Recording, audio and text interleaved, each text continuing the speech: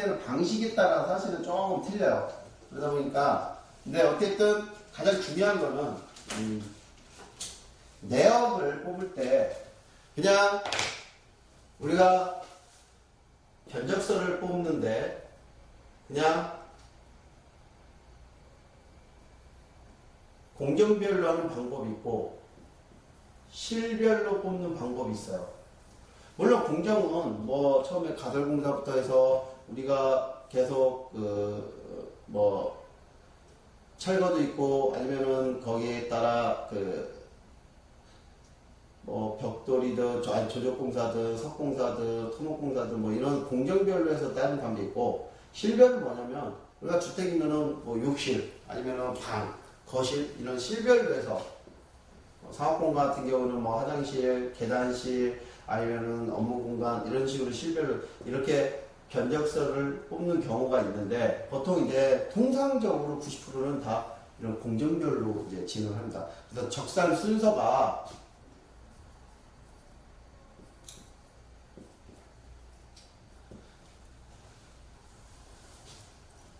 이제 실별, 아까 이제 부위별로 물량을 뽑는 거, 이렇게 견적을.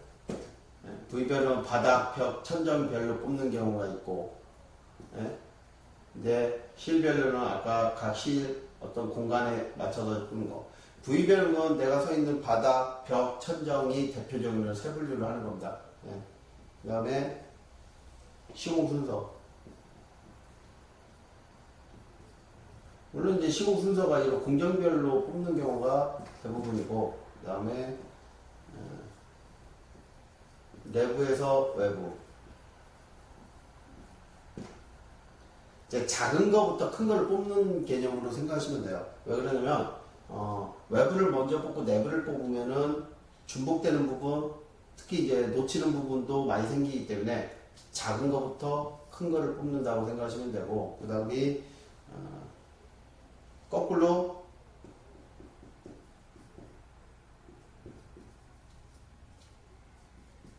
물량이 큰 거부터 해서 작은 걸로 뽑는 경우도 있습니다. 근데 보통 이렇게 요 개념과 조금 틀리긴 하지만 어쨌든 내부에서 외부를 뽑는 방법이 있고, 그 다음에 단위 세대. 이건 조금 개념이 틀린데 이제 실별 개념화해서 약간 틀린데 이런 경우는 이제 아파트는 동별로도 하지만 때에 따라서는 아파트 평면 단위 세대 34평 84에 비면 보통 분양평수 84에 비면 30평대 아파트인데 이제 그런 식으로 뭐 76에 비면 20평대 아파트 뭐 24평 25평 이런 식으로 해서 그 평면 단위 세대별로 뽑는 경우가 있습니다. 이거는 뭐 어차피 내부에 들어가는 물량은 단위 세대를 뽑다 보면 똑같기 때문에 하나 뽑고 거기다 세대를 물량을 산출하는 경우가 대부분입니다. 어쨌든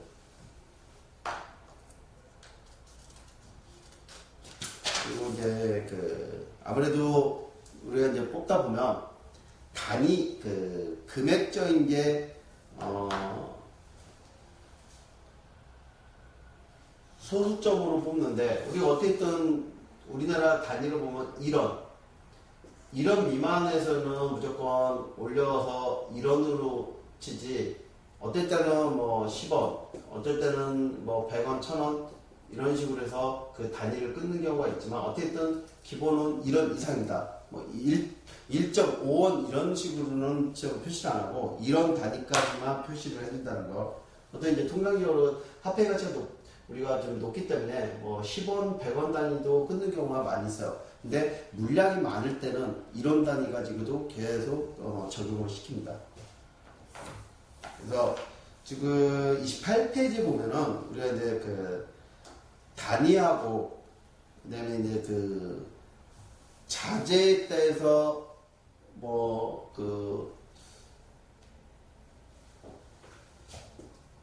자재 나오는데 여기에 대한 단위 지금 각 자갈 무게 그다음에 시멘트포 그다음에 목재 합판 이런 부분 나오는데 이건 사실 여기서 다루려면 시간이 많이 걸리는데 어쨌든 우리가 재료 시간에도 분명히 배웠을 거고 그다음에 제가 작년 수업했던 구조 시간에도 각 자재에 대한 거에서 분명히 나와있기 때문에 좀 하시면 되고, 그 다음에 29페이지 재료 할증.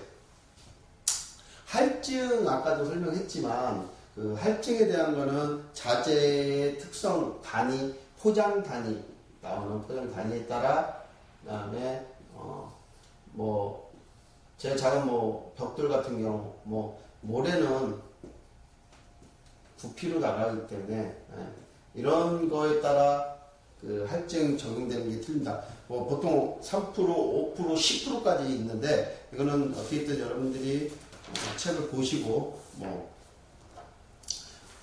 제일 적은 건 유리 1%. 유리는 뭐 거의 뭐 우리가 단위가 자평으로 해서 3cm 단위로 합니다. 300. 300에 300짜리가 한 자평이라고 해서 그냥 보통 이제 통상적으로 평으로 얘기를 하는데, 이러다 보니까 간단하게 그냥 작은 평 단위다 보니까 할증률이 제일 적습니다. 사실 뭐 철근도 뭐 5% 3%까지 나와 있고, 그다음에 이제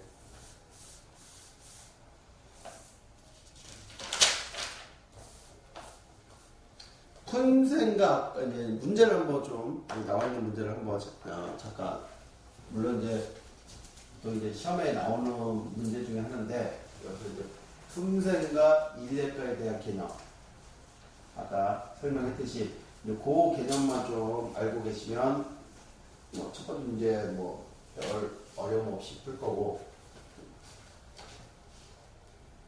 물론 이제 우리가 물량을 뽑다 보면 이게 제일 문제가 뭐냐면 아까 할증, 이 할증률에 대해서 물론 자재마다 다 틀린다고 분명히 말씀드렸는데, 이거를 사실은 뭐 유리 1%뿐만 아니라 시멘트도 2%뭐 이런 식으로 해서 거의 다 외워야 돼요.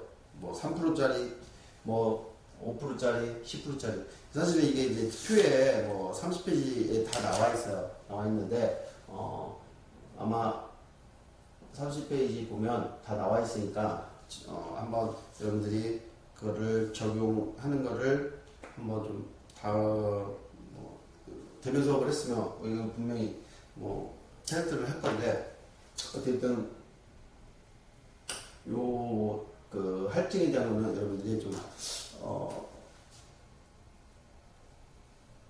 레포트를 내자니 놓고, 어쨌든 요거는 우리가 기말고사에 어떤 시험에 나올 확률이 높으니까 요 할증에 대한 거를 좀 인지를 좀 해주세요.